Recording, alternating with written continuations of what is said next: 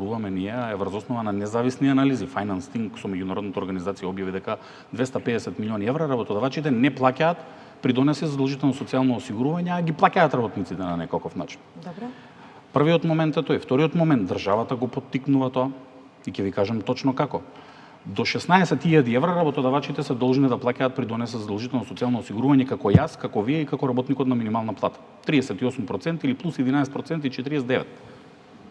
Над 16.000 евра плаќаат само 10% персонален данок, дури не го плаќаат ни другиот процент од 10% на добивка или како и да е, председателот Ангел поточно знае од мене, и ја изигруваат државата за 40% данок на 300.000 евра плата, наместо да плати тој 150.000 евра придонесе за задолжително социјално осигурување и да нема дупка во фондот, да ги прибере државата парите, они му дозволуваат со само 10% персонален данок овој да ги извади парите од плати и после шо прави со тие пари? Од кога ги извади од банка, шо им прави?